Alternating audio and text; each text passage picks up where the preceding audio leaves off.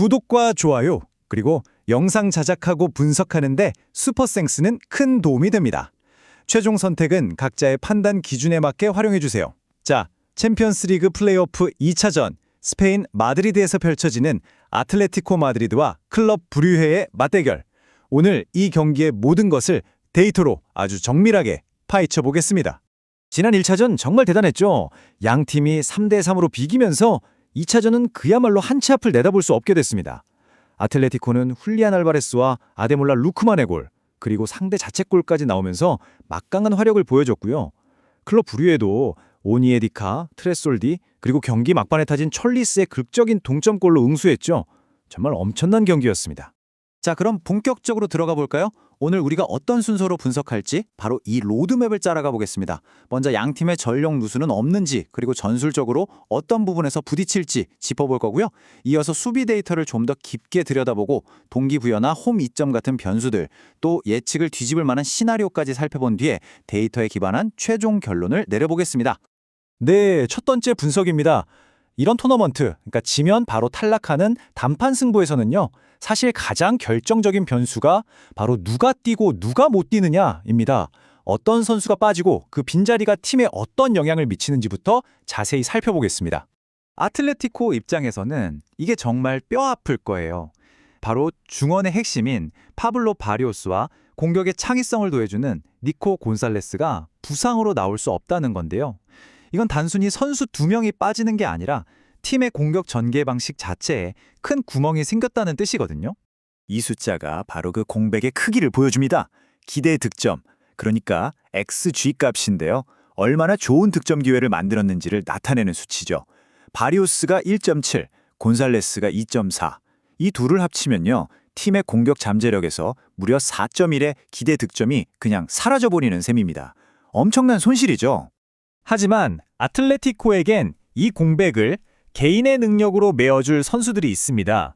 먼저 경기당 무려 21번의 전진 드리블을 성공시키는 아데몰라 루크만, 그리고 자신의 기대 득점 6.88을 훌쩍 넘는 7골을 기록 중인 훌리안 알바레스의 그야말로 치명적인 결정력이 바로 그 해답이 될 수 있습니다. 클럽 브류헤 쪽은 어쩌면 상황이 더 심각할 수도 있습니다. 1차전 동점골의 주인공이었죠. 팀의 절대적인 핵심 라파엘 오니에디카가 경고 누적으로 이번 경기에 나올 수가 없어요. 그의 공백이 얼마나 치명적인지는 이 숫자 하나로 설명이 됩니다. 93.67%. 와, 이건 정말 경이로운 패스 성공률인데요. 팀의 빌드업을 시작하고 수비 라인을 보호하는 말 그대로 팀의 심장 같은 선수가 빠지는 겁니다. 이건 단순히 한 명의 결장이 아니라 수비 전체가 흔들릴 수 있다는 신호입니다. 자, 그렇다면 이런 전력 누수가 실제 경기장에서는 어떤 그림으로 나타날까요? 이제부터는 양팀의 전술적인 체스 게임, 그리고 승부를 가를 수 있는 결정적인 미스매치가 어디서 일어날지 분석해 보겠습니다. 아틀레티코의 공격 패턴은요, 어떻게 보면 아주 단순한데 그래서 더 파괴적입니다. 최전방 공격수 알렉산더 쇠를로트가 상대 중앙 수비수 2~3명을 딱 묶어두면요, 그 사이에 생긴 공간으로 양쪽 윙백인 루크만과 몰리나가 파고들고, 그럼 중앙에 또 틈이 생기잖아요. 그 공간으로 훌리안 알바레스가 유령처럼 쓱 들어가서 마무리를 하는 방식이죠. 그리고 바로 이 전술이 브류헤에게는 정말 치명적일 수밖에 없는 이유가 바로 이 숫자 19.12 때문입니다. 이번 대회에서 기록한 기대 실점 값인데요, 수비가 얼마나 많은 위기를 맞았는지를 보여주는 거죠. 대회 최하위권의 수비 기록인데 심지어 수비의 핵인 오니에디카마저 없으니 아틀레티코의 공격을 막아내기가 정말 어려워 보입니다.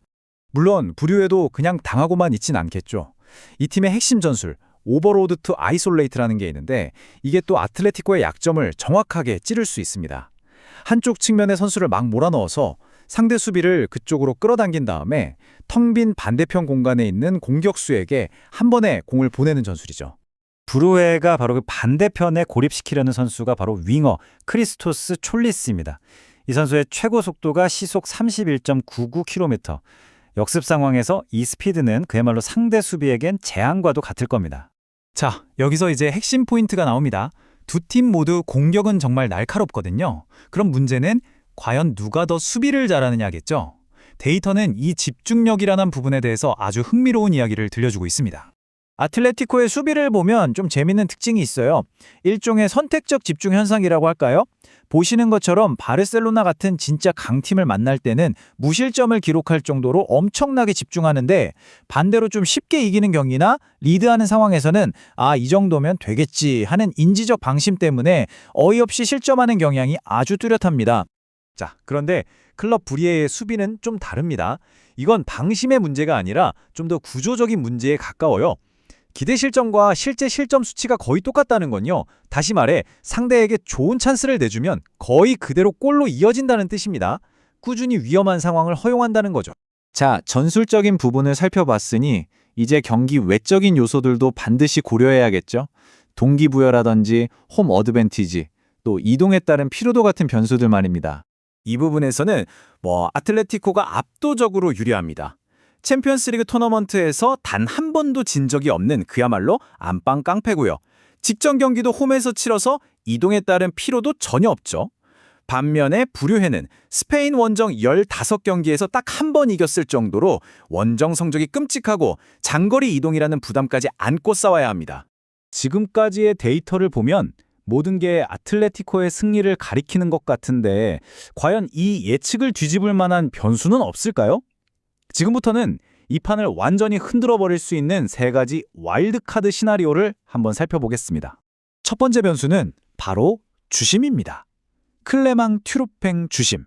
이 주심, 카드를 정말 많이 꺼내는 걸로 유명하거든요. 경기당 평균 옐로 카드가 4.75장, 페널티킥도 0.75개나 됩니다. 아틀레티코의 거칠고 공격적인 수비 스타일이 자칫하면 이른 시간의 경고나 퇴장 혹은 페널티킥으로 이어질 수 있다는 거죠. 다른 변수들도 생각해 볼 수 있는데요. 예를 들면 브리회가 경기 초반에 세트피스로 한 골을 딱 넣고 전연습으로 잠가버리는 시나리오, 혹은 아틀레티코 선수들이 홈 관중의 열기에 너무 취해서 과도하게 공격 라인을 올렸다가 촐리스의 역습 한 방에 그대로 무너지는 그런 그림도 충분히 가능성이 있습니다. 자, 그럼 이제 모든 조각들을 다 맞춰볼 시간입니다. 결장자 분석, 전술 상성, 세부 데이터, 그리고 외부 변수까지. 이 모든 걸 종합했을 때 과연 가장 가능성 있는 결과는 무엇일까요? 저희 데이터 모델이 예측한 확률을 보면요, 아틀레티코 마드리드가 정규 시간 안에 승리할 확률을 68%로 아주 높게 보고 있습니다. 따라서 가장 핵심적인 예측은 아틀레티코의 승리입니다. 다만 양팀 모두 수비에 뚜렷한 약점이 있는 만큼 아틀레티코가 이기더라도 클린시트, 즉 무실점 승리는 아닐 가능성이 높다고 봅니다. 데이터는 더 나아가 구체적인 스코어까지 시뮬레이션 하는데요. 바로 3대1 아틀레티코 마드리드의 승리입니다. 아마도 아틀레티코가 이른 시간에 앞서 나가다가 특유의 집중력 문제로 한 골을 실점하고 경기 막판에 체력이 떨어진 브리에를 상대로 쐐기골을 넣으며 승리하는 그림이 그려집니다. 이제 남은 질문은 단 하나입니다. 과연 클럽 브리에는 이 모든 데이터와 스페인 원정이라는 징크스를 모두 거스를 수 있을까요?